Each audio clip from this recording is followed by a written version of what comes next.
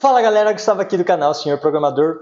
Hoje vamos usar HTML, CSS e JavaScript puros para desenvolver esta aplicação aqui, que busca um usuário no GitHub e devolve algumas informações dele. Então, se por exemplo eu busco o meu usuário lá no GitHub, eu posso ver que é retornado para mim a foto do meu usuário, meu nome, o meu username, o número de seguidores que eu tenho, a minha biografia e aqui embaixo tem os 4 últimos repositórios que eu atualizei lá no meu GitHub, com algumas informações deles aqui e também um link, né, para se eu clicar aqui, eu caio direto aqui na página do repositório, diretamente no GitHub. E aqui a gente vai fazer algumas verificações também. Se, por exemplo, procurar por um nome de um usuário que não existe, como por exemplo esse daqui, a gente pode ver que é retornado um alerta para a gente falando que o usuário não foi encontrado.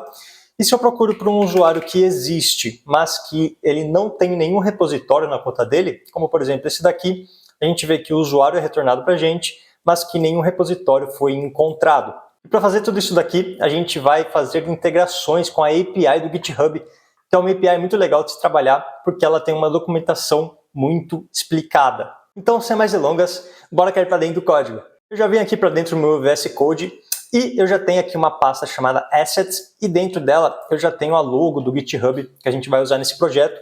Eu peguei diretamente lá do site do GitHub. Se você quiser pegar a mesma, você pode até pegar diretamente do repositório dessa aula aqui, que vai estar aqui embaixo na descrição. Então, para começar, primeiro eu vou criar um arquivo HTML, que eu vou chamar de index.html, e também já vou criar os nossos arquivos CSS e JavaScript. Então aqui eu vou criar um style.css e um index.js. A gente vai começar colocando primeiro algumas coisas no nosso HTML. Então eu vou colocar a estrutura básica de um elemento HTML, de uma página HTML. Eu posso colocar aqui um ponto de exclamação e clicar Enter, que o próprio VS Code já devolve essa estrutura básica de um arquivo HTML. Eu só vou trocar algumas coisas, como por exemplo, a linguagem. Eu vou colocar em pt-br, porque a gente vai escrever os nossos textos aqui em português do Brasil. E nesse elemento title, que é o título que fica lá em cima, na aba do navegador, eu vou colocar aqui um BuzzFill espaço GitHub. E esse nome BuzzFill foi um nome que eu inventei porque eu juntei as palavras busca com perfil, que ficou igual a BuzzFill, né? Que é o que a nossa aplicação vai fazer. A gente vai buscar por perfis no GitHub. Então, a criatividade cantou alto aqui. Beleza? Então, bora começar. Se a gente olha aqui no nosso projeto, a gente tem algumas telas possíveis aqui nele. Então, essa é a tela inicial, que a gente tem apenas o header e o nosso formulário para buscar um usuário. Se a gente busca por um usuário que existe e que tem repositórios, como por exemplo o meu, a gente pode ver que nós temos essa tela aqui informando os dados do usuário e aqui embaixo a gente tem 4 repositórios. Se eu busco por um usuário que não tem nenhum repositório, como por exemplo esse daqui, a gente pode ver que nós temos a informação do usuário e aqui embaixo nós temos esse texto, né, de nenhum repositório encontrado. E se eu busco por um usuário que não existe, a gente tem esse alerta aparecendo aqui e a nossa tela fica igual à tela inicial. Então a gente vai começar desenvolvendo essa tela aqui mais completa, em que aparecem os dados do usuário e dos repositórios dele. Depois a gente parte para as outras telas. Então aqui, bora começar desenvolvendo o header, que é essa parte aqui em cima bem simples. Vamos colocar o HTML e o CSS dele. Então, para começar o nosso header, primeiro, aqui no HTML, a gente vai ter um elemento header mesmo, que vai ficar aqui por volta de tudo. E eu vou dar uma classe para ele chamada header-container. E dentro dele, a gente pode ver que nós temos esse texto e a imagem do logo do GitHub. Mas antes de colocá-los diretamente aqui no nosso elemento header, eu vou colocar uma div por volta deles, porque a gente pode ver que o nosso header ocupa a largura inteira da nossa página, né? Tanto é que ele tem uma cor diferente aqui do nosso body, mas eu tenho que colocar uma largura máxima aqui no nosso header, né? Porque esse nosso texto e essa logo, elas não ocupam a largura máxima disponível para eles.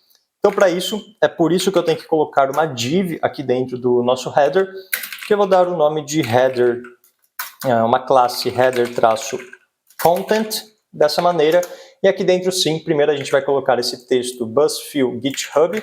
Esse texto aqui eu vou colocar no elemento H1, dessa maneira. Vou colocar uma classe também nesse H1 chamada main title. E depois a gente tem a logo do GitHub, que eu vou colocar um elemento img. E se a gente lembra bem, a logo do GitHub está aqui dentro da nossa pasta assets, e é esse arquivo logo github.png. Então, para isso, eu vou acessar aqui a minha pasta assets e pegar esse arquivo. E aqui no texto alternativo, eu posso escrever, por exemplo, o nome do meu projeto, que é Busfill GitHub. E eu vou abrir esse meu projeto lá no meu navegador. Para isso, eu vou usar a extensão chamada Live Server aqui do VS Code. Se você não tem ela instalada, instala ela agora aí, que vai aparecer aqui embaixo na direita esse botão de Go Live. Se eu clico nesse botão, esse nosso arquivo já abre diretamente aqui no meu navegador, e a gente pode ver que nós temos o nosso texto H1 e a nossa logo, que não está aparecendo aqui porque o nosso fundo está branco, mas vamos já estilizar esse nosso header. Então, para começar a estilizar esse nosso header, primeiro a gente tem que chamar o nosso arquivo CSS aqui para dentro do HTML. Então, aqui dentro do elemento head, eu posso usar mais uma abreviação do VS Code, colocando um link, CSS. Se eu clico Enter, a gente já vai estar importando aqui para o nosso arquivo HTML um arquivo chamado style.css, que é exatamente o nome que a gente deu para o nosso arquivo CSS. Então, aqui no CSS, eu vou começar colocando alguns estilos gerais que a gente vai ter no nosso projeto inteiro, e depois a gente parte para estilizar o header que a gente acabou de desenvolver. Então, primeiro, eu vou aqui no nosso root colocar as cores, criar variáveis para as cores que a gente vai usar no nosso projeto. Aqui eu não vou colocar uma por uma porque são várias cores, então eu copiei e colei elas aqui dessa maneira. Eu recomendo que você pause o vídeo agora e copie as cores exatamente como elas estão aqui, para que você consiga continuar o desenvolvimento aqui do CSS junto comigo. E agora, além disso, eu vou pegar esse seletor de asterisco, em que eu estou selecionando todos os elementos ali do meu HTML, e eu quero que todos os elementos do meu HTML tenham um padding de 0 e uma margem de 0. Isso porque, por padrão, alguns elementos HTML já vêm com alguns valores de padding e margem. Então, eu só estou zerando esses valores que eles podem ter por padrão. E, além disso, eu quero que todos os elementos tenham box sizing do tipo border box, porque isso daqui vai facilitar a nossa estilização daqui para frente. Além disso, eu vou pegar o nosso body e colocar a cor de fundo que ele vai ter, que é essa cor aqui, ó, esse preto mais escuro aqui no fundo. Então, para isso, eu vou falar que eu quero que ela tenha um background color, usando a variável que a gente criou, que é a black-800. Se eu salvo isso daqui, a gente já pode ver, ó, que o nosso fundo já ficou naquela cor black 800. E além disso, eu vou colocar a cor dos textos, né, a cor padrão dos textos que a gente vai ter na nossa página. Então eu vou pegar o nosso body, os nossos botões e o nosso input. E eu vou falar que eu quero que esses elementos tenham uma cor que é a nossa variável --gray 200, que é essa daqui. Além disso, eu quero que os meus botões tenham um cursor do tipo pointer. E também eu vou pegar os meus elementos li. Os elementos LI por padrão, eles vêm com uma bolinha na esquerda deles. Então eu vou tirar essa bolinha que eles vêm por padrão com list style type e o valor de none. E agora sim, com todos esses estilos gerais aqui, a gente pode partir para começar a estilizar o nosso header. E eu vou começar por essa tag header mesmo, que a gente deu a classe header-container. Então eu pego ela aqui e a única coisa que eu quero que ela tenha é essa cor de fundo com um preto um pouco mais suave. Então, para isso, eu passo para ela um background color com a nossa variável --black600. Além disso, vamos estilizar essa nossa div, que a gente deu a classe header-content. Então, eu vou pegar ela aqui e para ela eu quero que ela tenha um display flex, né, porque isso vai fazer com que o nosso H1 e a nossa imagem fiquem na mesma linha. Além disso, eu quero que ela tenha um justify content space between e um align items center, para jogar aqui o nosso H1 mais à esquerda e essa nossa imagem mais à direita. E, além disso, eu vou passar uma largura máxima que esse nosso header vai ter. Então, esse meu header vai ter um max width de 1180 pixels, né? Agora ele já está ocupando os 1180 pixels, mas eu quero centralizar esses elementos, né? Porque eles estão jogados aqui mais à esquerda. Então, para centralizá-los, a gente pode passar um margem 0 e auto, que esse auto já vai centralizar aqui o header bem ao centro da nossa tela. Além disso, eu vou passar para ele um padding de 16 pixels para dar um um espaçamento, né, aqui no top e também nas laterais direita e esquerda.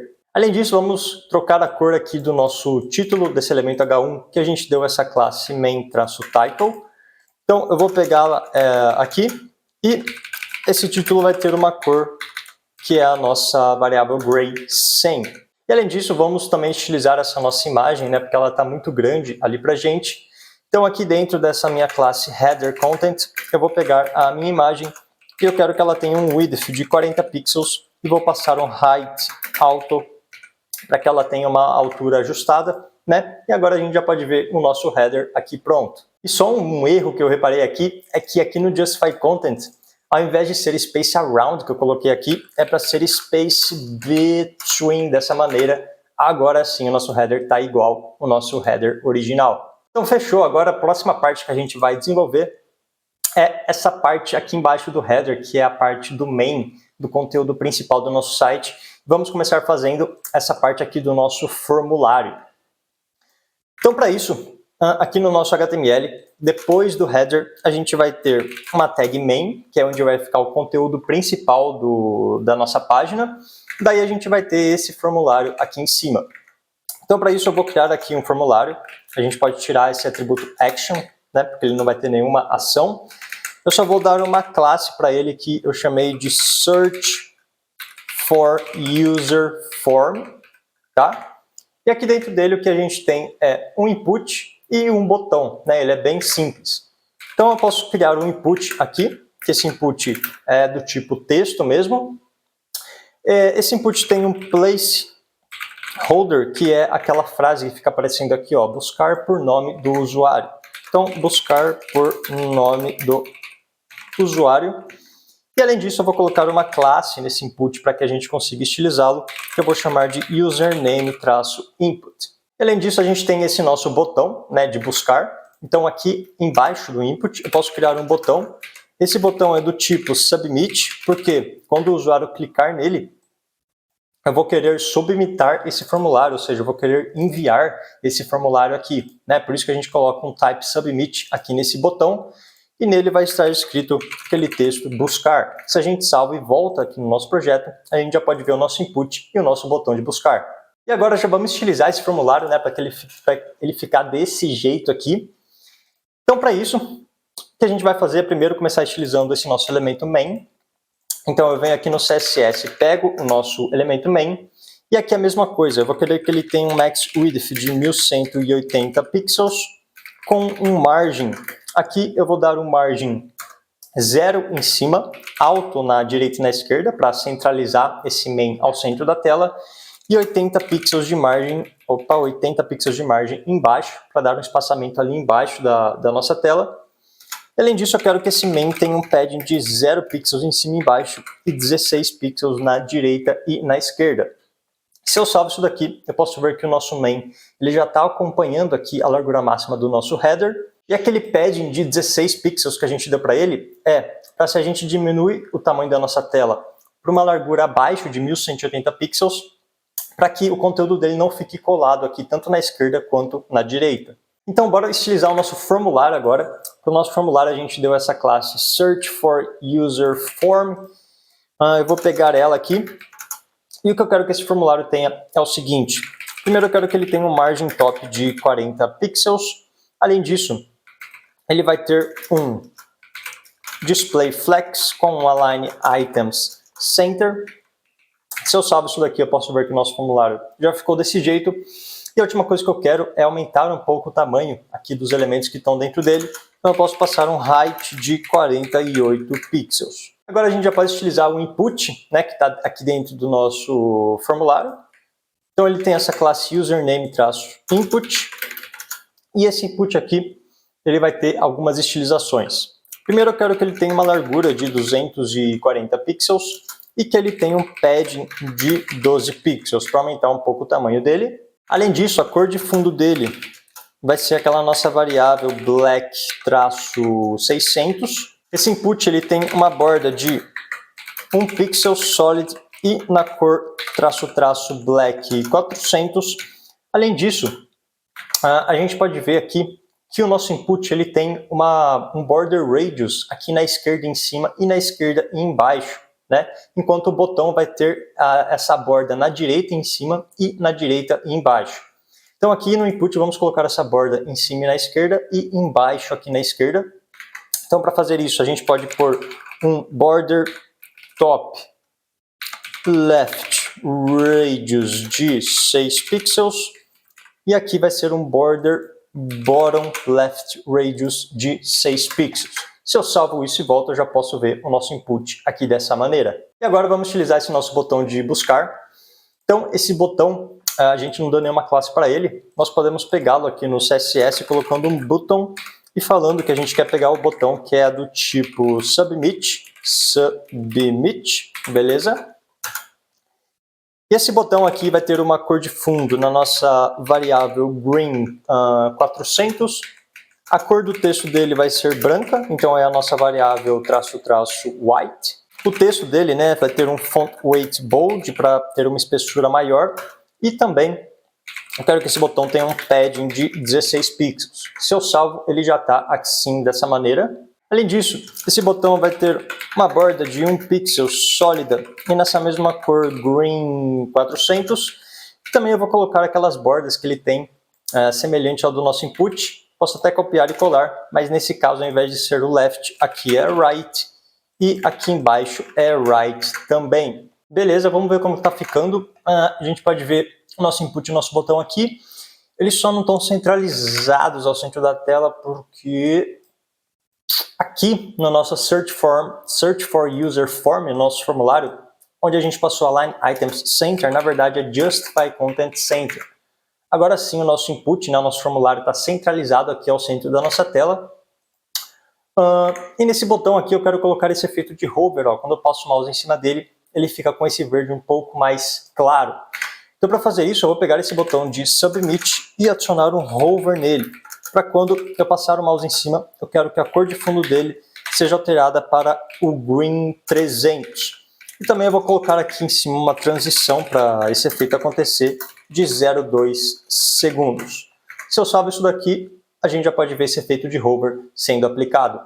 Então fechou, o nosso formulário já está igualzinho aqui do nosso projeto original.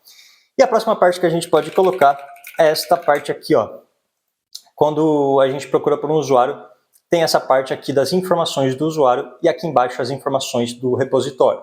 Então vamos começar colocando essa parte das informações do usuário.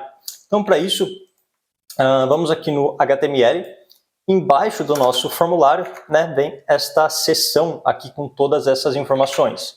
Então para isso eu vou criar uma section, colocar uma classe nela chamada User Data Container, e aqui dentro dela a gente vai ter duas divs. Primeiro a div aqui de cima, que fica por volta das informações do usuário, e uma div aqui embaixo, que fica em volta dos repositórios. Então vamos começar colocando as informações do usuário. Então isso daqui vai ficar em volta de uma div, que eu dei uma classe chamada User Data Content. E aqui dentro dessa div, primeiro a gente vai ter a imagem do usuário. Então vou colocar uma tag img aqui. Esse source aqui, eu vou colocar uma foto qualquer, pode ser a minha foto do GitHub mesmo, mas isso daqui a gente vai trocar dinamicamente quando a gente acessar a API do GitHub. Então aqui, por hora, eu vou pegar a minha foto do GitHub e vou passar o endereço dela aqui no source da nossa imagem e também vou adicionar uma classe para essa imagem chamada user-avatar.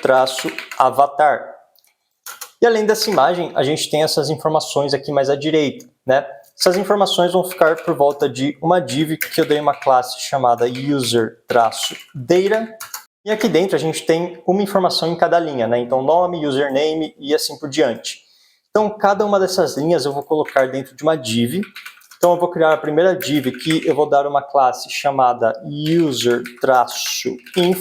E aqui dentro dela a gente tem o nome, dois pontos, e o nome do usuário. Esse nome aqui do usuário, esse nome do username, o número de seguidores e o valor aqui da biografia, eles serão todos dinâmicos, né, que a gente vai pegar da API do GitHub. Então a gente tem que colocá-los ao redor de algum elemento para que a gente consiga modificar o texto desse elemento depois no JavaScript. Então o que eu posso fazer aqui é, por exemplo, Dentro dessa minha div eu posso colocar esse nome, dois pontos, e um espaço aqui diretamente. E depois, ao invés de já escrever diretamente Gustavo Polônio, aqui dessa maneira, eu tenho que colocar algum elemento por volta do Gustavo Polônio, como por exemplo um elemento spam. Opa, daí aqui eu posso colocar o Gustavo Polônio assim, para que quando a gente acessar a API do GitHub, eu consiga alterar apenas o que está dentro desse spam aqui, né? E se eu colocasse o Gustavo Polônio diretamente aqui, eu ia alterar todo o texto que estaria dentro dessa div user_info. E aqui para esse spam eu passei uma classe chamada user-name, e a gente vai ter mais 3 dessa mesma div, né? Então eu posso até copiar isso daqui, vou colar mais 3 vezes. Essa div vai ter essa mesma classe user_info. Essa segunda aqui tem username, dois pontos. Então aqui username, dois pontos, um espaço. E aqui nesse spam eu dei uma classe chamada user-login. E o valor dela por hora é esse Gustavo Polônio tudo junto. Aí depois a gente tem essa div dos seguidores. Então seguidores, dois pontos. Nesse spam aqui eu coloquei uma classe chamada user-followers. E aqui a gente pode colocar 14 diretamente. E por último, a gente tem essa biografia, dois pontos. Então aqui eu coloco biografia. Aqui eu dei uma classe chamada user-bio. E aqui eu posso simplesmente copiar essa biografia agora e colar ela aqui. Então beleza, se a gente salva isso daqui e volta no nosso projeto, a gente já pode ver os nossos dados aqui. É claro que eles estão bem diferentes desse formato aqui. A gente já vai estilizar eles. Primeiro vamos criar essa outra div que fica aqui embaixo, com os nossos repositórios. Então, para isso, aqui dentro da nossa section, ao lado dessa div user_data_content, a gente vai ter uma outra div que eu dei uma classe chamada dessa maneira. E aqui dentro, o que a gente vai ter? Primeiro, esse texto, repositórios atualizados recentemente. Então, aqui eu posso colocar esse texto num H2. E depois a gente vai ter os 4 repositórios. Nesse caso, né, a gente vai ter esses 4 repositórios aqui. Esses repositórios aqui, eu vou colocá-los ao redor de uma lista não ordenada. Então aqui eu posso colocar um elemento UL. Para esse elemento UL, eu dei uma classe chamada user_repo_content. E aqui dentro dele a gente vai ter 4 elementos LI. Né? Cada elemento LI vai ser uma dessas caixas aqui do repositório. Então vamos criar primeiro esse primeiro elemento LI, depois a gente faz os outros. Para esse elemento LI, eu dei uma classe chamada user-repo.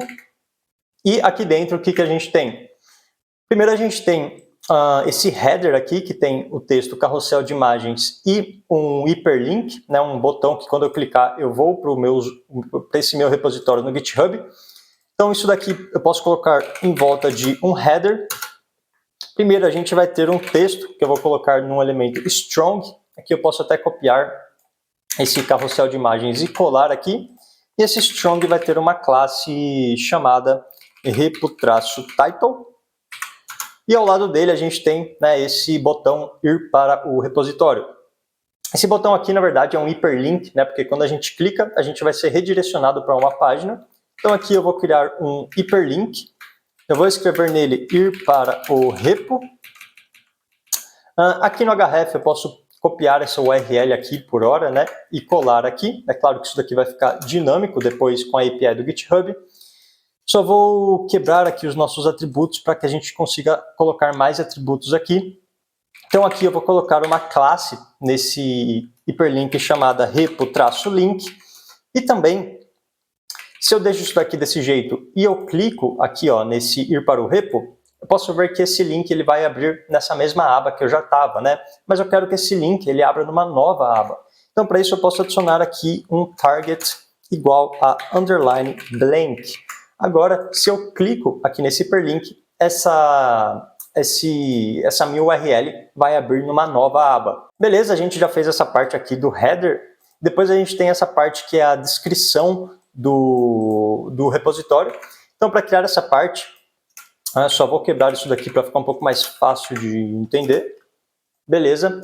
Aqui ao lado do header, né, na verdade vai ficar embaixo dele, eu vou colocar um elemento P que vai ter essa descrição do repositório. Eu posso copiar e colar aqui.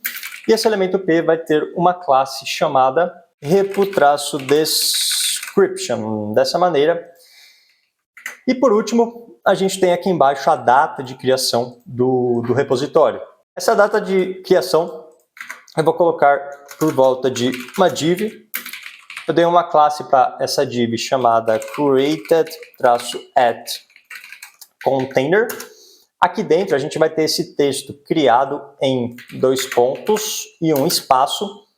E eu vou colocar por volta de um elemento span, né, porque essa data a gente vai pegar dinamicamente também na API do GitHub. Então dentro desse span eu coloco essa data aqui e eu dei uma classe para esse span chamada repo-created-at. Fechou, se eu salvo isso daqui, a gente já tem todas as informações do nosso primeiro repositório aqui embaixo. Eu só vou copiar esse elemento li e colar mais 3 vezes. Então, 1, 2, 3, para que a gente tenha um total de 4 repositórios, para que a gente consiga estilizar eles e deixar dessa maneira aqui. Então, bora partir para a estilização dessa nossa parte aqui embaixo do nosso formulário.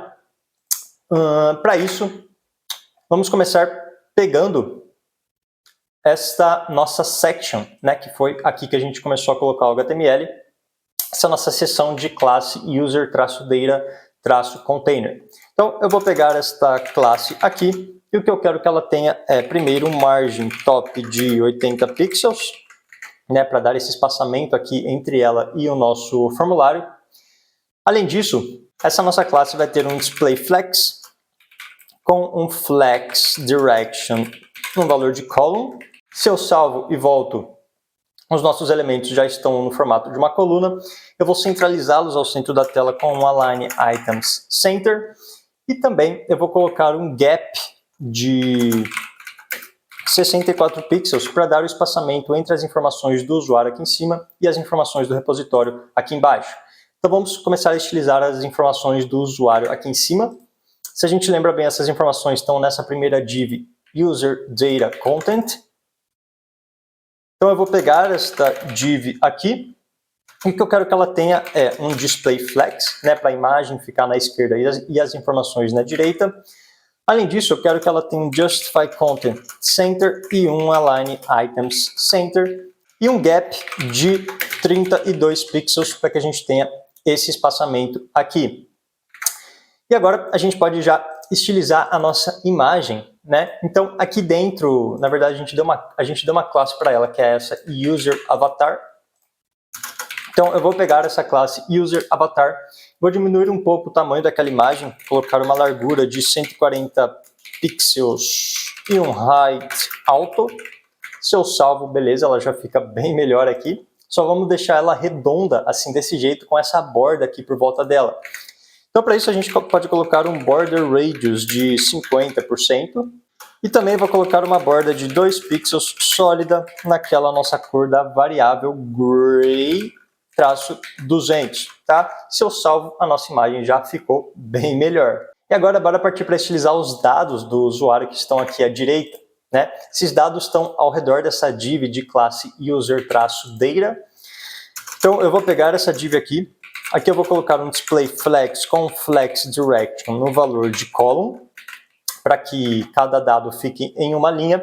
Eu só vou dar um espaçamento entre esses dados. Então aqui eu posso colocar um gap de 8 pixels, que eles já vão ficar mais espaçados. Além disso, se você lembra bem, para todas essas divs aqui, ó, a gente deu a mesma classe, né, que é essa user-info.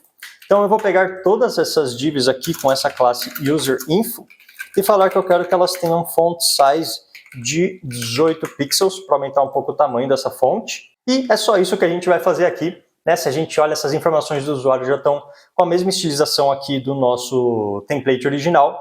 E agora bora partir para estilizar os nossos repositórios aqui embaixo. Esses repositórios aqui estão por volta, na verdade dentro dessa nossa div com a classe user_repo_container. Então vou pegar essa classe aqui, e o que eu quero fazer nela é o seguinte: eu quero que ela ocupe um width de 100%, a largura 100% da tela disponível para ela. Além disso, eu vou passar um display flex com um flex direction column. Se eu salvo, os nossos repositórios estão aqui. Eu vou centralizá-los aqui ao centro da tela com um align items center. E também vou dar um espaçamento entre esse nosso H2 e os nossos repositórios de fato, com um gap de 32 pixels. E agora a gente pode partir para estilizar de fato esses nossos formulários aqui embaixo. Eles estão em volta dessa nossa lista não ordenada, né, dessa nossa lista UL, que a gente deu a classe UserRepoContent. Eu vou pegá-la aqui e o que eu quero fazer é o seguinte. Eu quero que a gente tenha, nesse caso, 4 repositórios, que os 4 tenham o mesmo tamanho, né, ocupem a mesma largura e a mesma altura. Para fazer isso, a gente pode passar aqui para essa nossa UL um display do tipo grid, passando um grid-template-columns, um FR. O que a gente está fazendo aqui é, a gente está falando que esse nosso elemento UL, ele vai ter 2 colunas e essas 2 colunas vão ocupar o mesmo tamanho. Por isso que a gente passa um FR e um FR, porque a gente vai ter 2 colunas que vão ocupar o mesmo tamanho. Se eu salvo isso daqui e volto, a gente já pode ver ó, que nós ficamos com 2 colunas aqui, que em cada uma delas a gente tem 2 repositórios, né? É claro que eles estão muito colados um no outro, então vamos colocar um espaçamento entre eles.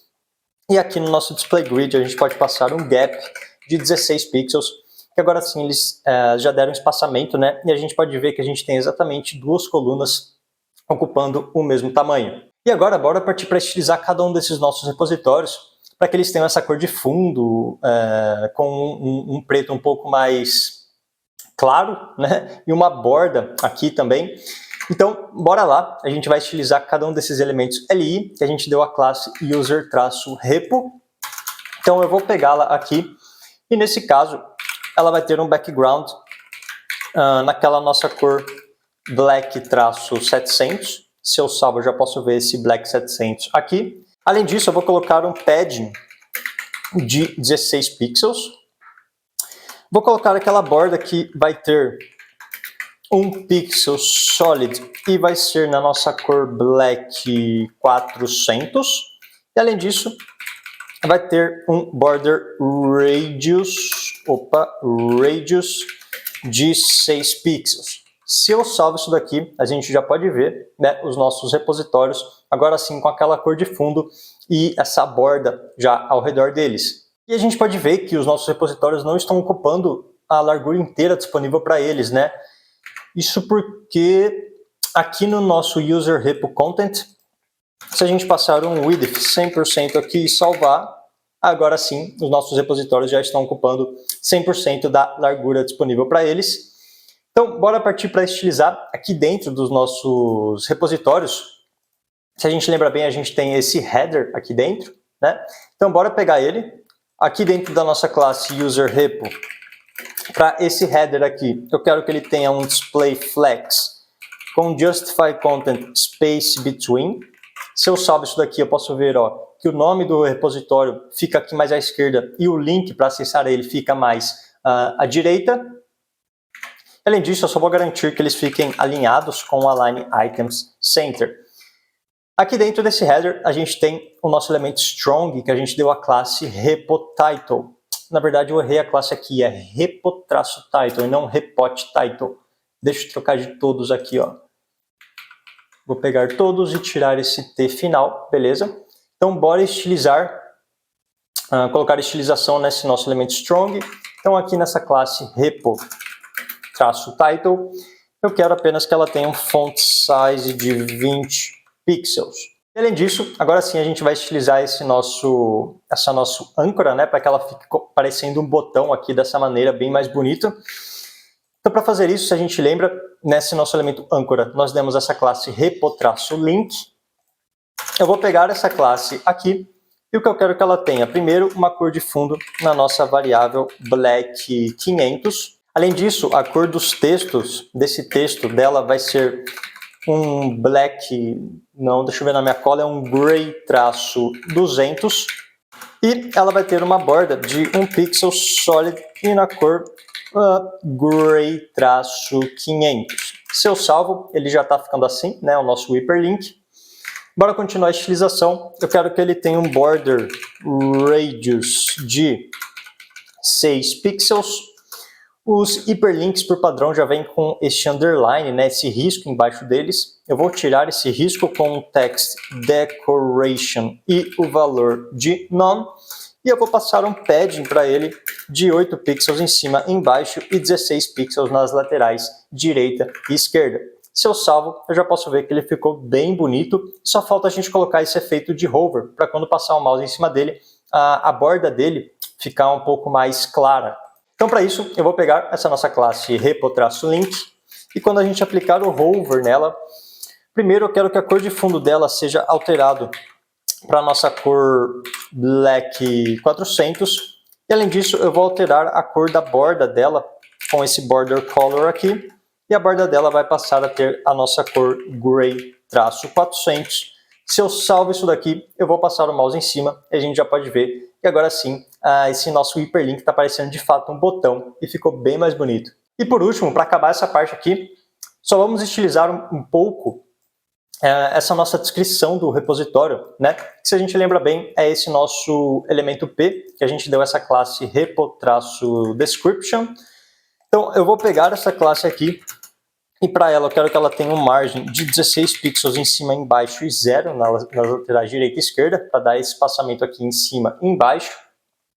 E além disso, para se caso a gente puxar algum repositório que tenha uma descrição com um texto muito grande, então aqui eu vou simular um texto muito grande aqui, por exemplo. Então eu vou copiar isso daqui e colar aqui dessa maneira.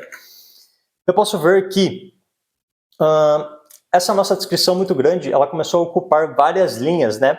Fazendo com que o nosso layout quebrasse um pouco aqui, por exemplo, na direita, e com que essa nossa primeira linha, esses nossos 2 primeiros repositórios, tenham uma altura maior do que esses nossos 2 repositórios de baixo. Então, para evitar que isso aconteça, quando a gente tem uma descrição muito grande, eu vou deixar essa descrição apenas em uma linha e colocar 3 pontinhos aqui no final dela. Para fazer esse efeito, né, de 3 pontinhos, a gente pode fazer o seguinte: aqui no nosso elemento P, que é onde eu quero que tenha esses 3 pontinhos, eu posso aplicar um overflow com o valor de hidden. Além disso, vou colocar um white-space com o valor de no-wrap. Também vou colocar aqui um text overflow com o valor de elipses, que são de fato os nossos 3 pontinhos. E para isso acontecer, eu tenho que colocar uma largura nesse nosso elemento P. Então aqui eu vou colocar uma largura máxima, um max width de 530 pixels. Ou seja, se o nosso texto for ocupar uma largura maior do que 530 pixels, ele vai ter esse elipses, né, que são os 3 pontinhos no final. Se eu salvo isso daqui e volto, eu posso ver, que agora esse nosso elemento P, essa nossa descrição, que é muito grande, ela já tem esses 3 pontinhos no final, e esse efeito aqui é muito legal. Bom, então essa nossa estilização ficou idêntica à estilização da nossa página original. Só falta para a gente começar a colocar as funcionalidades, né, para ela começar a ficar funcional. Para isso, a primeira coisa que a gente tem que fazer aqui é, no nosso HTML, chamar aqui o nosso arquivo JavaScript, né, que é o nosso index.js. Então aqui dentro da tag head, eu posso colocar uma tag script, vou passar para ela um atributo src, e aqui eu vou passar qual que é o caminho que eu tenho que fazer até chegar no meu arquivo JavaScript. Então aqui eu posso colocar simplesmente um /index.js, e aqui também eu coloco um atributo async. Esse atributo async é muito importante porque ele garante que o nosso arquivo JavaScript só vai ser executado depois que o HTML terminar de ser inteiramente lido, né, analisado. Então isso daqui vai evitar que a gente tenha erros desnecessários no nosso JavaScript. Então a primeira coisa que a gente vai fazer aqui no nosso JavaScript é identificar quando o usuário enviar o formulário, né? Ou seja, quando ele escrever alguma coisa aqui e clicar nesse botão de buscar. Para a gente fazer isso, para capturar quando o usuário envia o formulário, primeiro a gente vai pegar o nosso formulário, né, que a gente deu essa classe Search for User Form. Então a gente pode pegar o nosso formulário de acordo com essa classe aqui. Então eu vou criar aqui uma variável que eu vou chamar de Search User Form, que vai ser igual a um document.querySelector, e aqui eu passo aquela nossa classe, né, eu coloco um ponto antes porque é uma classe, e o nome dela. E agora, quando o usuário enviar, este nosso formulário. Então, para isso, eu posso pegar o nosso formulário, adicionar um ouvidor de eventos nele, com add event listener, dessa maneira. E isso daqui é uma função, né? Como primeiro parâmetro, a gente passa qual que é o evento que a gente quer ficar escutando, né, acontecer nesse nosso formulário. Nesse caso, é o evento de submit. Para quando o usuário der o submit nesse nosso formulário, eu quero que seja executada essa função que eu passo aqui como segundo parâmetro. Nesse caso aqui, só para a gente ver se está funcionando perfeitamente isso daqui, eu vou dar um console log em enviou. Se eu volto aqui no nosso projeto, venho em inspecionar, venho aqui em console e tento enviar o formulário, nem preciso escrever nada aqui nele, eu posso ver ó, que já aparece enviou para mim, ó, ele aparece bem rápido aqui e some. Isso porque, por padrão, quando a gente envia um formulário aqui no HTML, esse formulário vai tentar levar a gente para alguma página, né? Então ele está recarregando essa nossa página. Eu não quero que ele recarregue essa nossa página quando a gente envie o formulário. Então, para evitar este recarregamento da página, essa nossa função aqui pode receber como parâmetro um event, né? Um evento. E se eu der um event.preventDefault, dessa maneira, a gente não vai mais recarregar a nossa página ao enviar o formulário. Então agora sim, eu volto aqui em inspecionar. Se eu envio o formulário, eu posso ver que primeiro a minha página não é recarregada e a gente pode ver o nosso console log enviou aqui no nosso console. Então o que eu quero fazer aqui é, quando o usuário enviar o formulário, eu quero capturar qual foi o texto, né, qual foi o nome que ele escreveu aqui no nosso formulário. Então, para capturar o nome que o usuário escreveu aqui no nosso formulário, a gente pode fazer o seguinte. Se eu dou um console log aqui no nosso event, vamos ver o que é retornado para a gente. Eu clico aqui em buscar e é retornado esse objeto JavaScript, né, que tem várias chaves aqui, vários valores para a gente. O que vai interessar para a gente é esse target aqui, ó. Então, se eu dou um console log em event.target, clico em enviar, em buscar, eu posso ver que é retornado exatamente o nosso elemento form, né, o nosso formulário. E dentro do nosso formulário, a gente tem o nosso input, que é aonde o usuário vai escrever o nome o nome que ele quer procurar ali no GitHub. Então, se a gente entra dentro desse nosso formulário e acessa o valor do nosso input, a gente vai ter o valor que o usuário escreveu aqui no nosso input. Então, para isso, para pegar esse valor, a gente pode acessar no nosso event.target, colocar um ponto querySelector para procurar aqui dentro do nosso formulário o nosso input. E se a gente lembra bem, esse nosso input tem uma classe chamada username-input. Então, se eu procuro aqui dentro pelo nosso elemento que tem a classe username-input, que na verdade é o nosso input, eu vou armazenar isso daqui numa variável que eu vou chamar de username, tá? Se eu dou um console log aqui embaixo em username, para a gente ver o que é retornado, eu vou escrever aqui, por exemplo, Gustavo e enviar, a gente pode ver que é retornado o nosso input.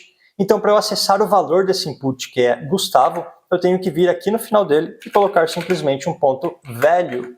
E agora sim, se eu envio aqui, escrevo Gustavo e envio o formulário, a gente pode ver que é retornado para a gente exatamente o que o usuário escreveu aqui dentro do input. E agora sim, com essa informação em mãos, a gente pode acessar a API do GitHub para procurar por um usuário que tem esse nome Gustavo, por exemplo. Então aqui, a API do GitHub, ela é bem legal de se trabalhar porque ela tem uma documentação muito legal, bem completa. O que a gente vai querer fazer primeiro é procurar por um usuário, né? Então aqui na esquerda a gente pode vir aqui ó, em Users, aqui embaixo, e a gente quer procurar por usuários. Então, se eu clico aqui em Users e Get a User, a gente pode ver que para a gente procurar por um usuário usando essa API do GitHub, a gente tem que entrar aqui nessa URL /users e / o nome do usuário que a gente quer procurar. Então, se eu entro aqui, por exemplo, na API do GitHub, que é api.github.com, e coloco aqui o /users e / o nome do usuário que eu quero procurar, então /users /Gustavo Polônio, posso ver que é retornado exatamente um arquivo em JSON com todas as informações desse usuário que eu procurei, né? E são essas informações que a gente vai ter que buscar para colocá-las em tela. Então, o que a gente vai fazer aqui é o seguinte. Eu vou criar aqui embaixo uma função. Eu vou dar o nome de getUserData, que é nela que a gente vai acessar a API do GitHub. Eu vou passar para essa função o nome do usuário, que foi o nome que a pessoa que entrou no nosso site escreveu aqui no nosso input. E aqui eu vou acessar a API do GitHub. Então, eu posso usar a Fetch API para fazer isso. Então, aqui eu uso a Fetch e vou acessar esse endereço aqui, ó. Então, eu posso até copiar e colar ele dessa maneira aqui. Com uma diferença que esse nome do usuário vai ser dinâmico, né? Vai depender do que a pessoa escreveu no nosso input. Então, para colocar uma variável dinamicamente aqui dentro de uma string, de um texto, eu posso trocar essas aspas duplas por essas crases, dessa maneira aqui. E aqui no lugar desse Gustavo Polônio, eu coloco um sinal de cifrão e entre essas chaves eu posso colocar o valor de uma variável, que nesse caso é esse nosso valor da variável username. Então agora a gente vai acessar, usando a API do GitHub, procurar o usuário que de acordo com o valor que a pessoa escreveu no nosso input. Como essa função fetch, ela retorna uma promise aqui para a gente, primeiro eu vou armazenar este retorno numa variável chamada response, e como ela retorna uma promise, a gente tem que acessá-la usando um await, e para isso essa nossa função tem que ser assíncrona, então aqui eu coloco um async. E para acessar de fato os dados que a gente quer dessa nossa resposta, eu vou criar uma variável chamada data, e dessa resposta eu vou usar esse método JSON.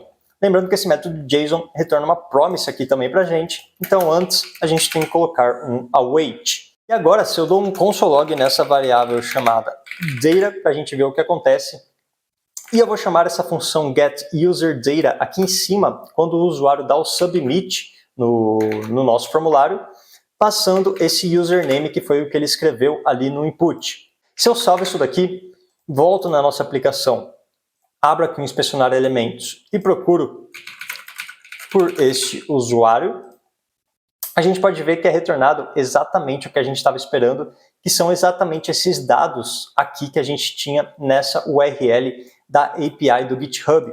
Então agora a gente conseguiu acessar esses dados dinamicamente e com esses dados aqui a gente pode alterar as informações do usuário que aparecem aqui na tela. A única coisa que eu vou fazer aqui é, como aqui nessa nossa função getUserData, ela retorna uma promise também, eu vou colocar um await antes dela, e como aqui a gente colocou um await, essa nossa função tem que ser assíncrona, então eu coloco um async aqui nela. E também eu vou armazenar o retorno dessa nossa função getUserData numa variável chamada userdata dessa maneira, e a gente só precisa aqui na nossa função getUserData retornar esses dados que a gente foi buscar lá da API do GitHub. Então agora essa nossa variável userdata tem exatamente esse objeto aqui com todos esses dados do usuário. Então com esses dados do usuário a gente já consegue colocá-los aqui na parte de cima, né, da nossa tela, e a gente só precisa procurar também desse mesmo usuário quais são os repositórios que ele tem. Então para a gente procurar os repositórios que um usuário tem aqui no GitHub, a gente pode ver aqui na API deles mesmo, procurar a parte aqui de repositories e procurar aqui embaixo, ó, list repositories for a user. E a gente vai ter exatamente o que a gente quer, né? Listar os repositórios públicos para um usuário específico. Então nesse caso a gente vai ter que entrar nessa URL aqui, ó, /users, /username, /repos. Então se eu coloco aqui, pode ser aqui mesmo essa informação, ó, /users, o username, eu vou colocar o meu, e se eu dou um Enter, a gente pode ver que é retornado todos os repositórios que eu tenho dentro do meu GitHub, né, com um monte de informações, como o nome do repositório, se ele é privado ou não, a URL que ele está, e assim por diante. São todas as informações que a gente vai precisar para construir essa parte aqui de baixo. A única coisa é que no nosso projeto aqui, a gente vai listar apenas 4 repositórios e a gente vai querer listar os repositórios que foram atualizados mais recentemente. Então, para isso, se a gente vem aqui, ó, a própria API do GitHub informa para a gente. Se a gente quer organizar esses nossos repositórios de alguma maneira, a gente tem que usar esse sort aqui, e a gente pode usar um desses valores. A gente vai querer usar esse valor de updated, né, para organizar eles de acordo com os repositórios que foram atualizados mais recentemente. Então, para passar esse parâmetro para a nossa URL, a gente pode vir aqui no final dela, colocar um ponto de interrogação, passar esse parâmetro sort, que vai ser igual ao valor de updated. Agora, se eu acesso essa URL, a gente vai ter todos os repositórios novamente, mas os primeiros que vão aparecer aqui, né, na verdade eles foram ordenados para que os primeiros que apareçam são os que foram atualizados mais recentemente. E além disso, ao invés de ter todos esses repositórios retornados, eu vou querer ter apenas 4 repositórios retornados, né? Então, para fazer isso, a gente pode passar um outro parâmetro, que é esse per page aqui, ó, que é o número de resultados que a gente vai ter por página que a gente acessar dessa API.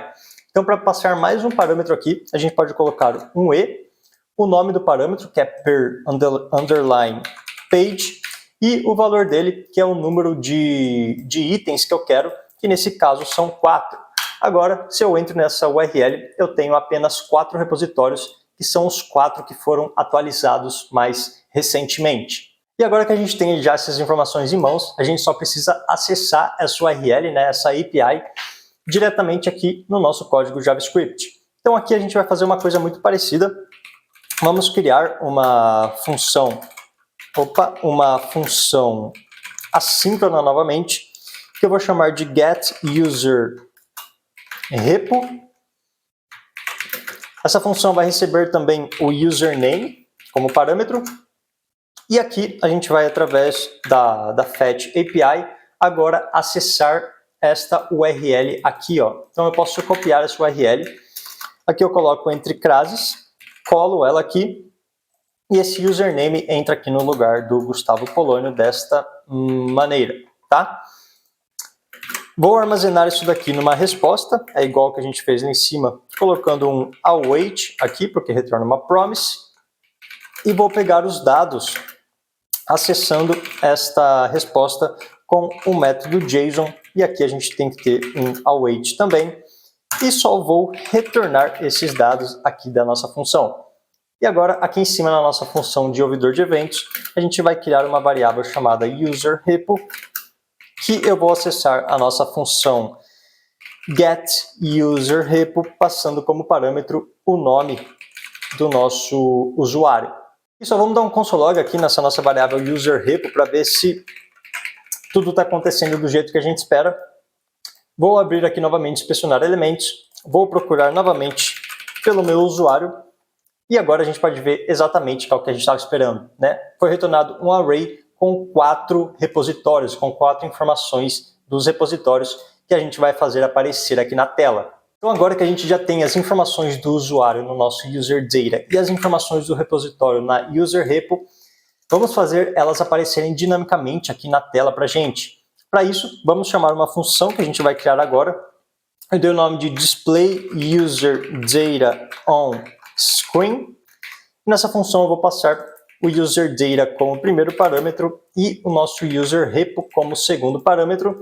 E vou criar essa função aqui embaixo, desta maneira aqui, e ela recebe esses 2 parâmetros.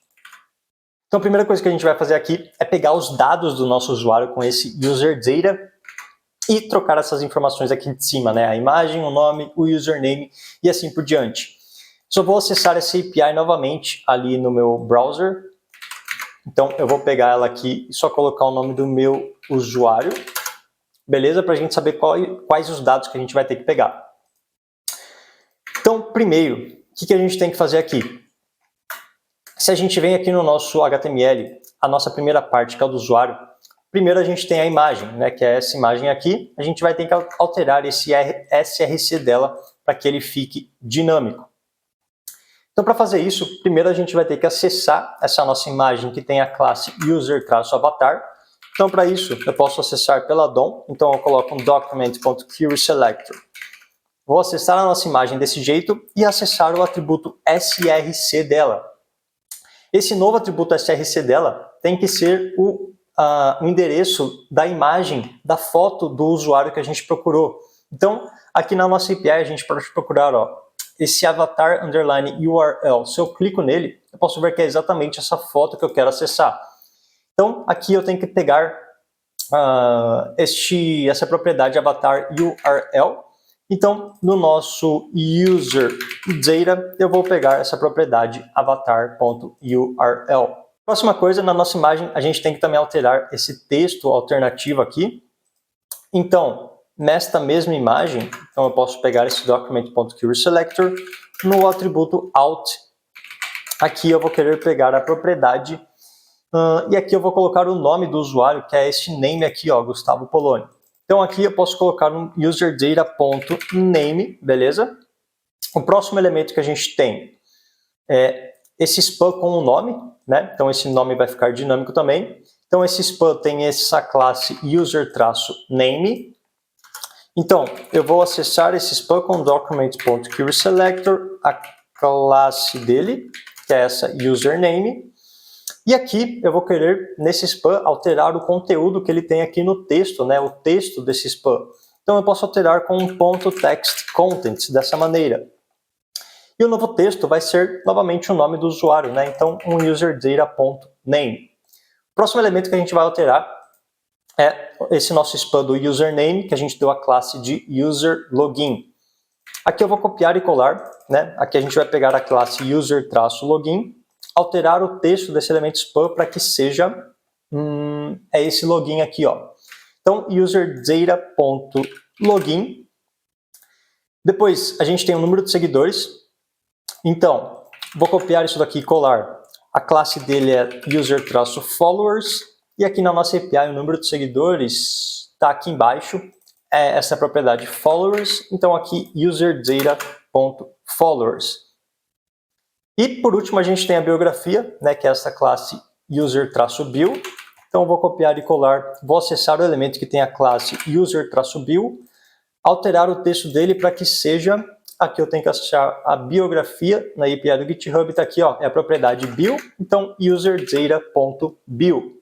Se eu salvo isso daqui, já é para os dados do usuário estarem sendo alterados diretamente aqui na tela do nosso projeto.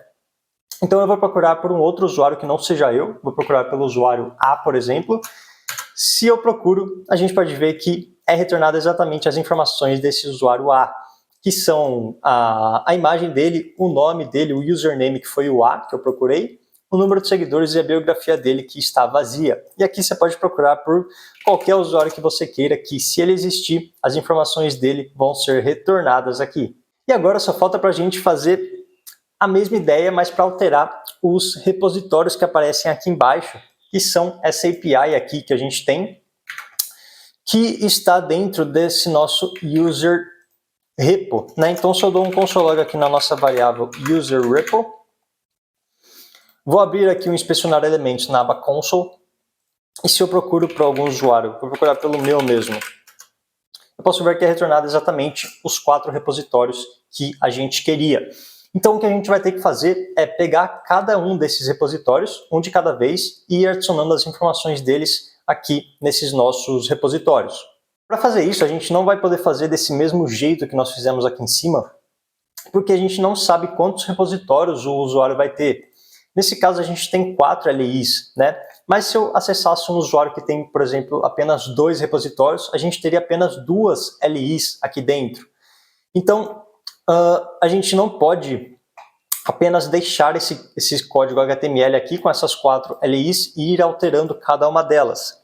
Ao invés disso, a gente vai ter que criar toda essa estrutura de uma LI diretamente aqui no JavaScript. Então, a gente vai criar essa mesma estrutura que a gente tem nessas LIs usando o JavaScript. Para fazer isso, vamos com calma, ainda mais se é a primeira vez que você vai fazer isso, mas é bem simples de fazer.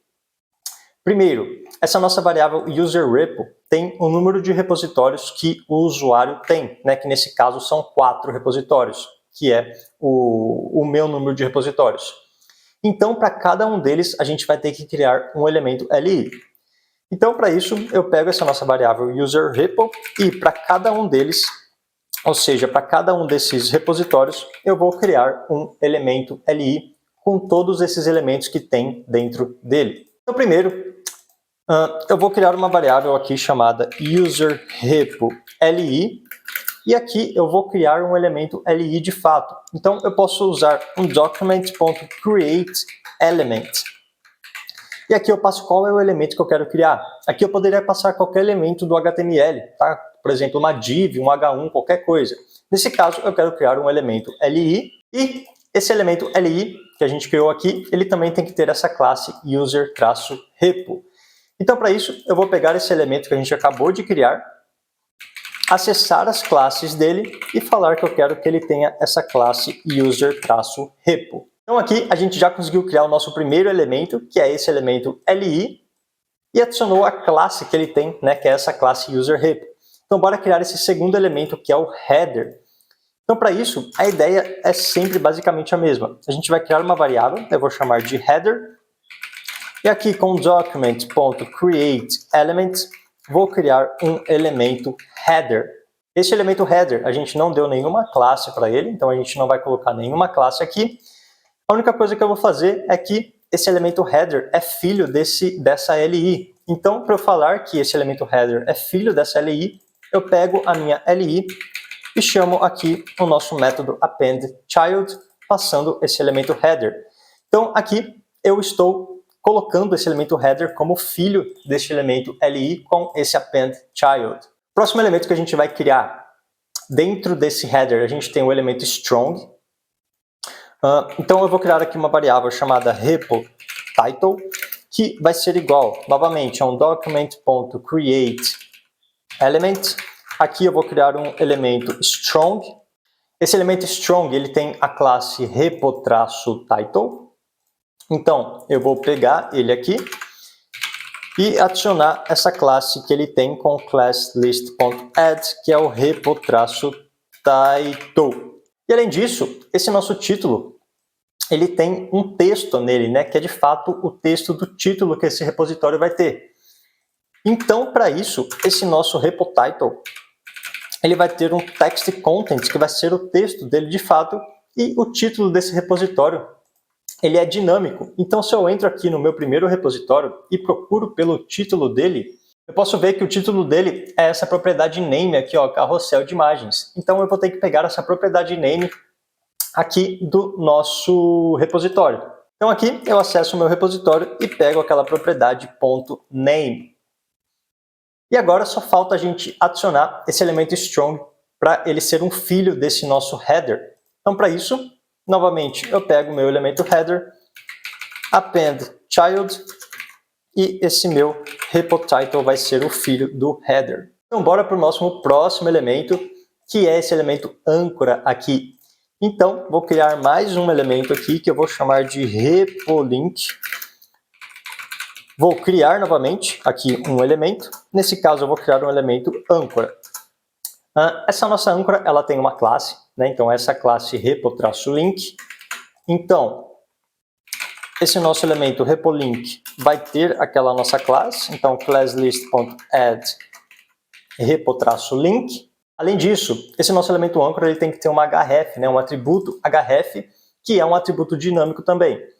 Então esse repo_link vai ter um href que vai ser igual, e vamos procurar qual que é a URL, né, qual é a propriedade que fala a URL do nosso repositório. Então se a gente procura aqui, a URL que vai levar a gente para esse repositório é esta HTML_URL. Então, a gente pode, no nosso repositório, acessar essa propriedade HTML_URL. Esse nosso elemento âncora, ele também tem este atributo target igual a blank. Então, vamos adicionar isso daqui, repo_link.target é igual a underline blank. Esse elemento âncora também tem um texto, que é o ir para o repo. Então, eu vou pegar esse elemento âncora, adicionar um texto nele, que é esse ir para o repo. E por último, só falta falar que esse elemento âncora é um filho do header. Então, aqui a gente pega novamente o header.appendChild. Nesse caso, a gente coloca o repo_link como um filho dele. Bora continuar, a gente está quase acabando. Próximo elemento é esse elemento P, que tem a classe repo-description.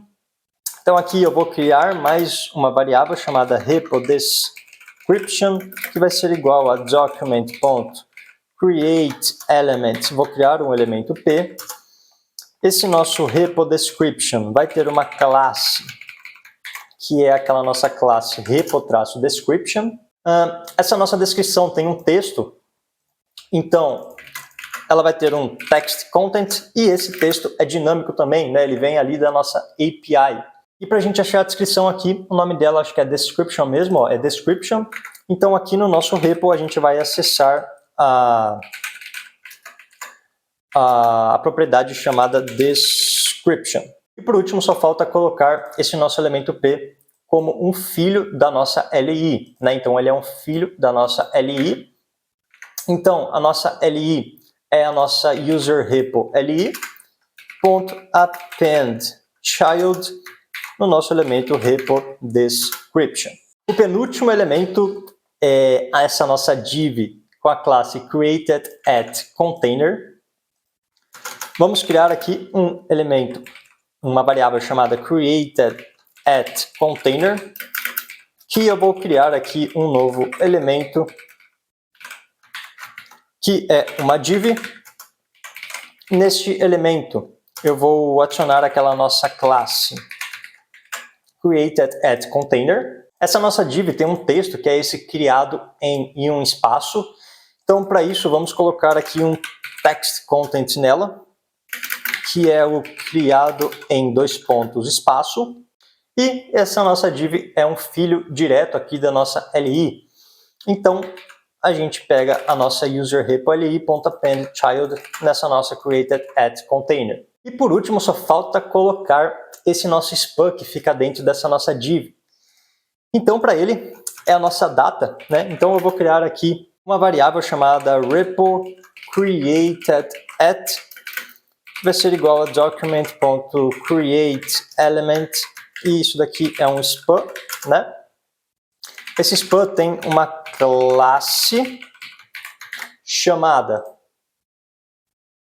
repo-created-at, e se a gente procura por essa data, né, que ele foi criado aqui na nossa API, então deixa eu colocar aqui de novo a nossa API. A gente teve um erro aqui na linha 58, .classList, faltou um ponto add aqui, tá? Se eu acesso de novo a nossa API aqui, acho que a gente tirou o console.log dela, então aqui eu vou voltar com o console.log user repo, beleza. Agora sim, se eu acesso essa API, vamos procurar pela data de criação do nosso repositório, que acho que é esse created through at, esse daqui. Então, essa nossa data, ela não vem como uma data de fato, né? Ela vem como uma string aqui, dessa maneira. Então a gente vai ter que transformar essa data primeiro numa data e depois formatar essa data para ficar nesse formato aqui, ó, por exemplo, 13/3/2023. Então, para isso, primeiro vamos acessar essa nossa data. Então, eu vou criar uma variável chamada created@, e para acessar essa nossa data é a nossa repo.created_at, e a gente já pode transformar isso numa data. Então, aqui eu posso colocar um new date, né, chamando esse construtor do JavaScript. Se a gente deixa dessa maneira, vou dar um console.log para a gente ver como que essa data fica. created@. Vou procurar novamente por esse repositório. A gente pode ver que a data fica com esse formato aqui, né? Então, para transformar desse formato aqui para esse daqui, apenas com o dia, o mês e o ano, a gente pode fazer o seguinte. Vou criar uma variável chamada created@formatted, que vai ser igual, daí aqui eu posso chamar uma API própria aqui do JavaScript, que é essa new intl. Essa new intl, ela pode receber alguns métodos, como por exemplo esse datetime_format. E aqui nesse método a gente passa qual que é a região da nossa data que a gente quer que ela seja formatada. Nesse caso é o Brasil, né, o PT-BR. E aqui eu coloco um ponto format e qual que é a data que eu quero formatar, que é essa nossa variável created@. Agora sim, se eu dou um console log para a gente ver como que ela ficou formatada no nosso created, na nossa variável ali, eu procuro pelo meu repositório e posso ver que a nossa data já está formatada do jeito que a gente quer. Então, agora, essa data formatada, ela vai ser o texto desse span, né? Então, esse span que a gente criou aqui, repo created at, o texto dele, o text content, vai ser igual a essa nossa variável created at, o nome dela está errado, é created at formatted, dessa maneira aqui. E só falta a gente adicionar esse span como um filho da nossa div created at container. Então a gente pega a nossa div aqui, ponto append child e passa essa nossa variável repo created at. E agora a gente já criou nessa loucura aqui os nossos elementos li com a mesma estrutura que a gente tinha criado aqui no nosso HTML. Então a gente vai criando um elemento por vez, adicionando as classes que eles têm, os possíveis atributos e os textos, e a gente foi adicionando todas essas informações dinamicamente com os dados da nossa API do GitHub. E agora só falta para a gente, de fato, adicionar essa nossa LI, né, esse nosso elemento user repo LI, ali no nosso HTML, porque a gente só criou ele aqui, né, mas a gente não adicionou ele ali no nosso HTML. Então, para adicioná-lo no nosso HTML, a gente vai ter que pegar essa nossa UL, que tem a classe user repo content, e adicionar nela, ou seja, dar um append child, né, igualzinho que a gente estava fazendo aqui, falar que esse nosso elemento li vai ser um filho desse elemento ul. Para fazer isso, primeiro vamos pegar esta nossa ul. Então aqui em cima mesmo eu vou criar uma variável chamada userRepoContent, que com o document.querySelector eu vou acessar esse nosso elemento ul, e agora com ele em mãos, aqui no final desse nosso for each, sempre que a gente acaba de criar uma li, então aqui na última linha, eu vou pegar essa nossa ul, vou dar um append child nela, e vou falar que esse elemento li que a gente criou é um filho dessa ul. E agora, se eu salvo, é para essas informações dos repositórios serem atualizadas sempre que a gente procurar por um usuário aqui. Então eu vou procurar pelo usuário A, por exemplo. Vou buscar e eu posso ver que, beleza, os repositórios dele estão aqui embaixo, mas a gente pode ver que os repositórios anteriores, eles ficaram aqui. Então, primeiro, esses repositórios que a gente criou aqui, todas essas LIs, a gente não precisa mais delas, né? Porque a nossa página inicial é essa daqui, ó, é uma página inicial sem nenhum repositório. Então eu posso tirar todos esses elementos LI do nosso HTML dessa maneira. Se eu salvo isso agora e volto, eu posso ver que a nossa página inicial é essa, né? Já já a gente vai tirar esses dados que aparecem aqui, mas se eu procuro por um usuário, por exemplo, o usuário A novamente, eu posso ver que, beleza, os repositórios dele já estão aqui. Se a gente clica para ir nesse repositório, por exemplo, TextR, a gente vem exatamente para esse repositório do usuário A. E isso é muito massa, porque a gente está pegando os dados dinamicamente da API do GitHub e colocando todos esses dados em tela aqui. Então, beleza, o nosso projeto de fato já está funcionando, né? A gente só tem que resolver alguns bugs que ficaram nele. Então, se por exemplo, eu acabei de procurar por esse usuário A, eu procurar por um outro usuário, por exemplo, o meu usuário, eu posso ver que os meus repositórios aparecem aqui, mas que os repositórios da pessoa anterior que eu procurei ainda estão na tela, né? Então, antes de fazer os repositórios que eu procurei aparecerem aqui, eu tenho que remover os repositórios que estavam antes. Então, para remover os repositórios que estavam antes, aqui no JavaScript, quando o usuário dá o submit no formulário, ou seja, quando ele procura por um novo usuário ali no GitHub, a primeira coisa que eu vou ter que fazer é remover os possíveis repositórios que já estavam em tela. Para isso eu vou criar uma função chamada resetForm e eu vou criar essa função aqui embaixo para fazer exatamente isso. Então, aqui dentro dessa função, o que a gente vai ter que fazer é o seguinte: a gente vai ter que acessar essa nossa UL userRepoContent e ver se ela tem algum filho dentro dela, né? Se ela tem algum elemento dentro dela. Se ela tiver, a gente vai remover todos os elementos que ela tiver dentro dela, né? Se ela não tiver, a gente não vai fazer nada. Então, para a gente remover todos os elementos filhos de um elemento aqui usando o JavaScript, a gente pode fazer o seguinte. Primeiro, a gente vai pegar esse elemento que tem essa classe UserRepoContent. Se você lembra bem, a gente já tem ele aqui, ó, essa é a nossa variável UserRepoContent. Aqui eu coloco um while. Então, enquanto esse meu elemento UL ele tiver um first child, significa que ele tem algum elemento dentro dele. Então eu vou ter que remover esse elemento que ele tem. Então para removê-lo, eu pego esse nosso elemento UL, uso o método removeChild, que é esse método aqui, e como parâmetro eu passo qual é o elemento que eu quero remover. Nesse caso, o elemento que eu quero remover é esse primeiro filho de fato. Então eu pego o primeiro filho dessa nossa UL.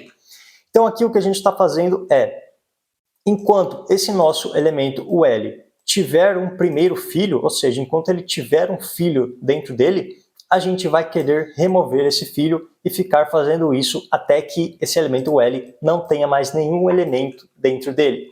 Se eu salvo isso daqui e volto no nosso projeto, vou procurar novamente pelo usuário A, agora eu vou procurar pelo meu usuário e o que é para acontecer é que fiquem apenas os 4 repositórios do meu GitHub.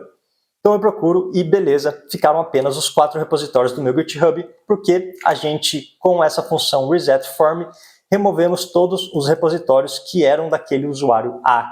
Então beleza, agora que a busca já está funcionando aqui no nosso projeto, o que a gente pode fazer é, quando eu acessar minha página, eu quero que ela fique assim, né? Eu não quero que esses dados fiquem aparecendo aqui para mim. Esses dados estão dentro da nossa section, que tem essa classe UserDataContainer. Eu vou adicionar mais uma classe nessa section que eu vou chamar de hide. E aqui no CSS eu vou estilizar essa classe hide, passando apenas um display none para ela. Agora, quando eu entro aqui no meu projeto, não aparece mais nenhum dado aqui para mim. Mas eu não posso deixar essa classe hide para sempre, né? Porque se eu procuro algum usuário aqui e busco, como ela está com uma classe hide, com display none, nada aparece aqui na minha tela.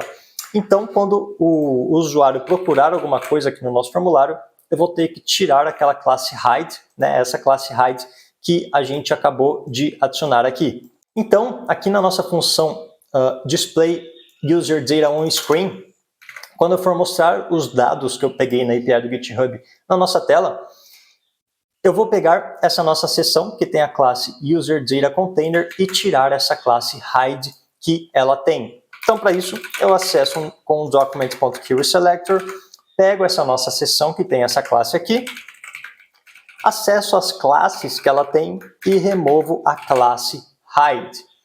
Agora, se eu salvo isso daqui, a gente volta, não tem nenhum dado aparecendo. Se eu procuro por um usuário, eu posso ver que os dados já aparecem aqui. Mas se eu procuro por um outro usuário aqui, por exemplo, eu vou procurar pelo meu usuário e busco, eu posso ver que a imagem do usuário antigo ela fica aparecendo aqui enquanto a busca está sendo feita. Deixa eu atualizar a tela, vou procurar pelo esse usuário A e fica de olho na foto dele, eu busco e ela fica aparecendo. Então, para a gente garantir que esse funcionamento não fique dessa maneira, né, porque fica meio estranho, o que a gente pode fazer é adicionar essa classe hide sempre que a gente for resetar o nosso formulário. Então, aqui dentro do nosso resetForm, eu vou novamente pegar esse nosso elemento, que é esse UserDataContainer aqui, então eu posso copiar e colar aqui, e vou adicionar novamente nele aquela classe hide.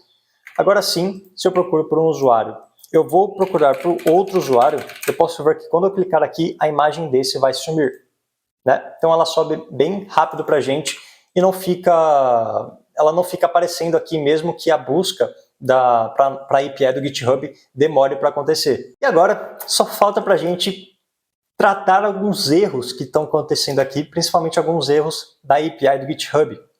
Então, se eu procuro um usuário que não existe, como por exemplo esse, posso ver que fica tudo bugado aqui, né? Ficam os dados aparecendo aqui, eles ficam todos bugados para mim.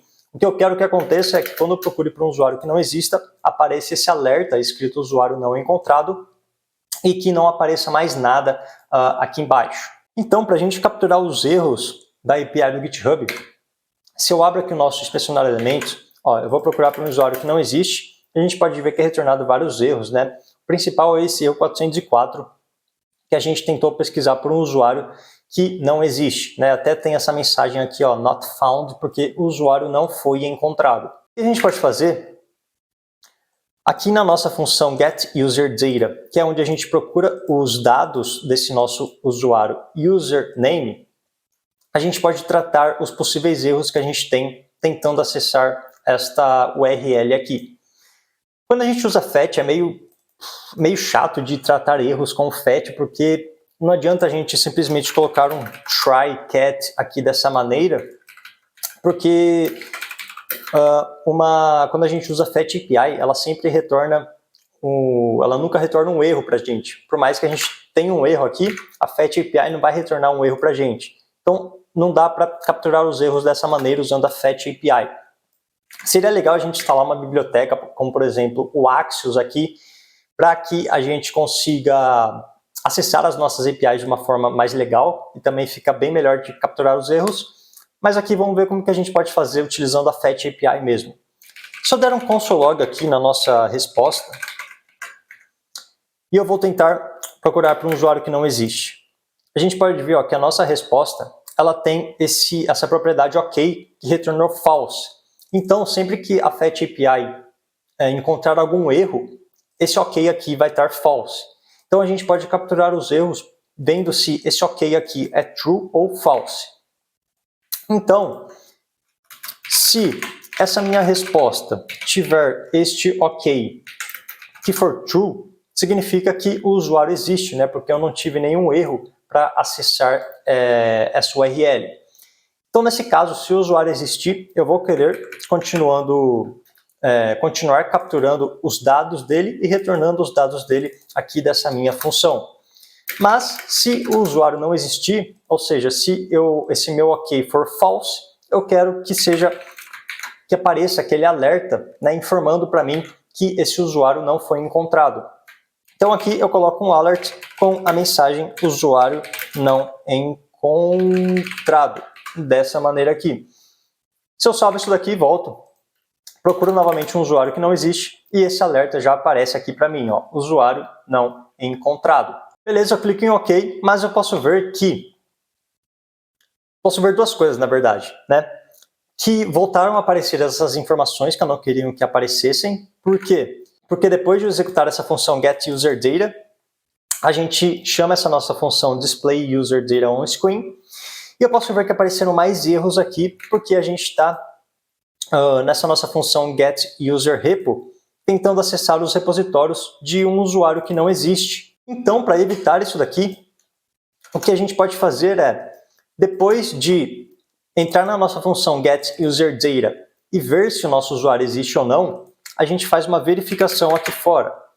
Se o meu userData for true, né, se ele não retornar undefined, que é o que ele retorna aqui, ó, quando o nosso usuário não é encontrado, ou seja, se a gente tiver um usuário que foi encontrado, eu vou querer pegar os repositórios dele, então eu coloco esse userRepo aqui dentro, e também eu só quero que os dados desse usuário apareçam em tela se realmente ele foi encontrado. Então eu ponho a displayUserDataOnScreen aqui dentro desse if. Se eu salvo isso daqui agora, vamos ver se está funcionando. Eu vou procurar por um usuário que não existe, buscar, aparece essa mensagem para mim, ok, e eu posso ver que não aparece mais nenhum erro aqui para mim, apenas o erro 404, que foi a gente tentando procurar um usuário, e também não aparece mais nenhum dado aqui embaixo para mim, né? Então, beleza, é exatamente isso o que eu queria fazer. E uma outra coisinha que a gente tem que checar aqui é, se eu procuro por um usuário que existe, mas que não tem nenhum repositório, como por exemplo,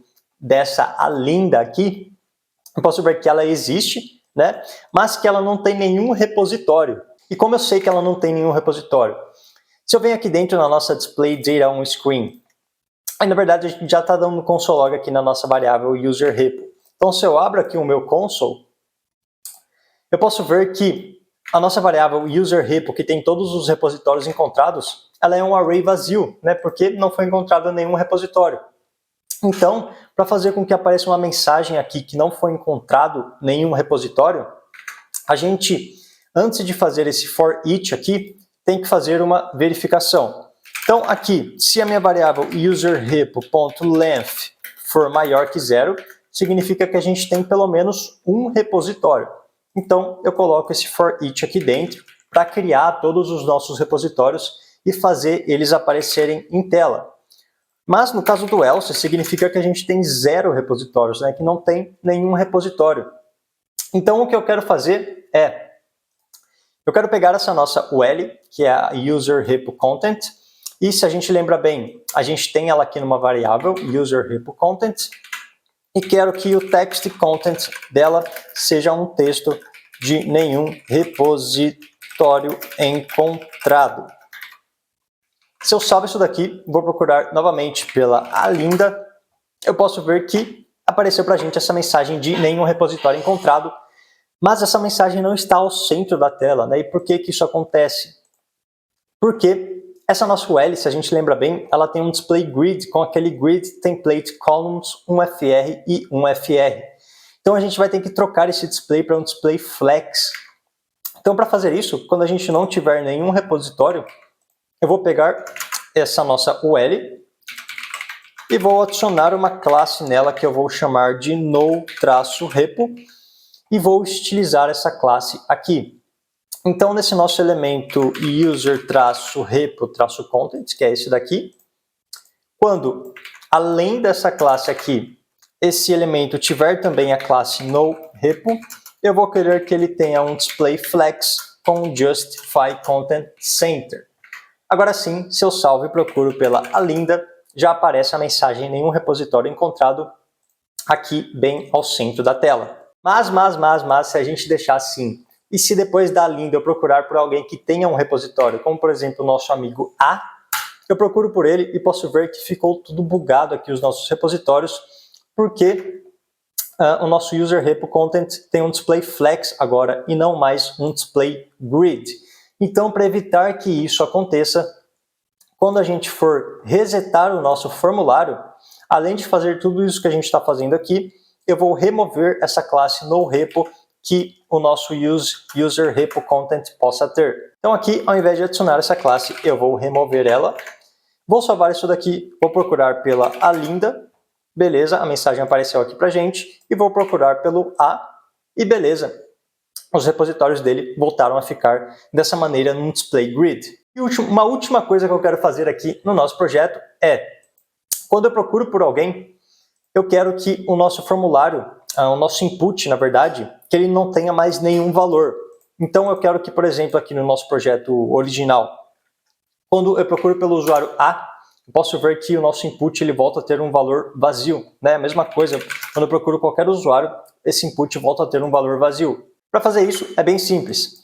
A gente pode vir aqui na nossa função do ouvidor de eventos, e depois que a gente fez tudo, que a gente mostrou todos os dados do usuário na tela e todos os dados dos repositórios dele na tela, eu vou querer pegar este nosso input, que tem essa classe username-input, e zerar o valor dele. Para pegar esse input, eu posso acessar aqui, ó, o nosso event target, que se a gente lembra bem, é o nosso formulário. E aqui dentro desse formulário, com o Query Selector, eu vou pesquisar, Query Selector, beleza? Pelo nosso elemento que tem a classe username-input, que é de fato o nosso input. Então aqui eu pego o nosso input e falo que ele vai ter um valor vazio, né? Um valor como string vazia. Agora sim, se eu procuro por qualquer uma das pessoas aqui, eu posso ver que o nosso input volta a ficar zerado. Fechou? Nosso projeto já está pronto, né? Uma última coisa que a gente pode fazer, só para deixar ele um pouco mais bonito, é tirar o HTML desnecessário que a gente tem aqui. Então, por exemplo, essa nossa imagem aqui é a imagem do avatar, né? Essa imagem que aparece aqui, a gente não precisa dela porque ela está dinâmica, então eu posso tirar esse src dela. Esse nosso spam, Gustavo Poloni, eu posso tirar esse valor que ele está dinâmico, esse valor do user login também, do user followers também.